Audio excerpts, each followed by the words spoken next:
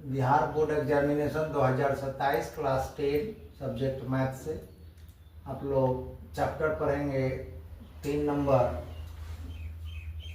दो चर वाले रैखिक समीकरण के बारे में। तो रैखिक शब्द का अर्थ क्या है? रैखिक शब्द का अर्थ है चर की घात एक। चर की घात एक रैखिक समीकरण को हल करने के लिए मुख्य 5 विधि है। प्रतिस्थापन विधि, जिसको सब्स्टिट्यूशन मेथड कहते हैं अंग्रेजी में।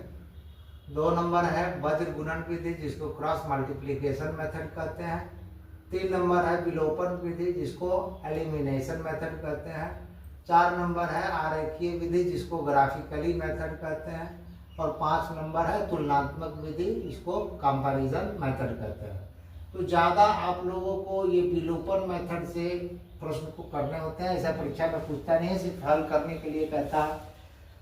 मैं 5 बताऊंगा, फिलहाल अभी विलोपन विधि से चलते हैं। प्रश्न संख्या मान लीजिए कि हम ये क्वेश्चन ले लेते हैं।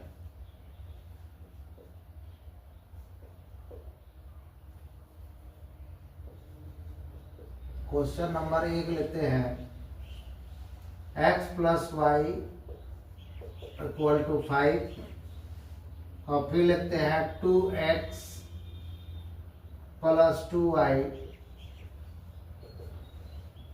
= 10 ले लेते हैं। अब आपको निकालना है कि x और y का मान निकालें। तो ये सवाल बनता है, 1 नंबर है। अब ये इसको अब क्या करेंगे? तो इसको सिर्फ ऐसे करना है, एक लाइन ऐसे बना दीजिए। इसको समीकरण 1 बनाइए, इसको समीकरण 2 बनाइए। देखा जाए तो ऊपर में x है और नीचे में 2x है, तो 2 से इसमें मल्टीप्लाई कर दीजिए और इसमें कुछ नहीं, इसमें 1 से मल्टीप्लाई कर दीजिए। अब आपको जो दिखेगा, इसमें 2 से मल्टीप्लाई करेंगे तो 2x, फिर प्लस है प्लस कर देंगे 2y से y में, और 5 2 जा 10। अब ध्यान देंगे कि ये जैसा था वैसा रह गया, जैसा था वैसा रह गया। अब आपको क्या करना है? तो आपको समीकरण 1 से 2 को घटाना है। घटाने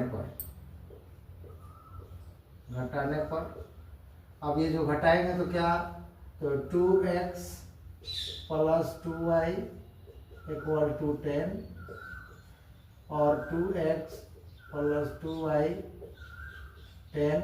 अब घटा रहे हैं, कुल कट जा रहा है, कुल कट जा रहा है। इसका अर्थ होता है कि ये समीकरण के अनेकों हल होंगे, सही बराबर हैं। तो इसके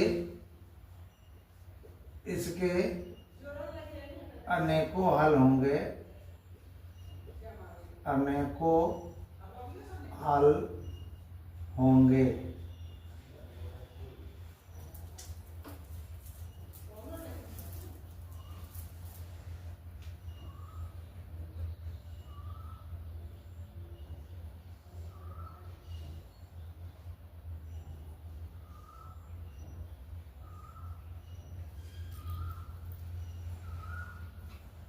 चलिए एक और प्रश्न लेते हैं,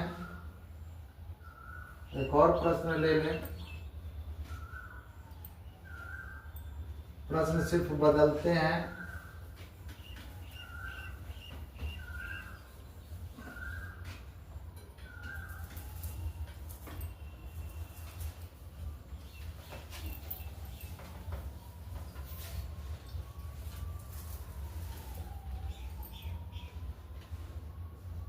थ्री एक्स + 2y = 6 और 4x + y = 3 लेते हैं।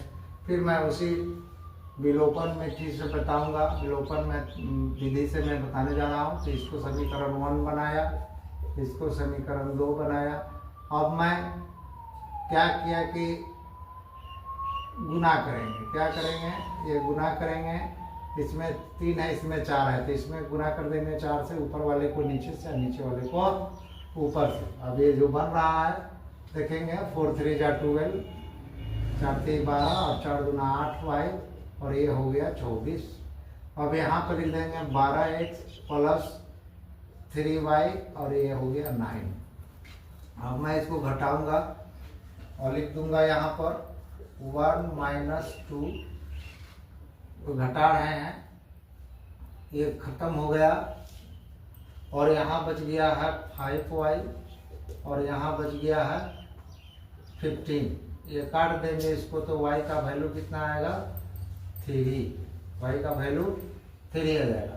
अब हम अगला इसी y का वैल्यू 3 तो लिखेंगे कि y का मान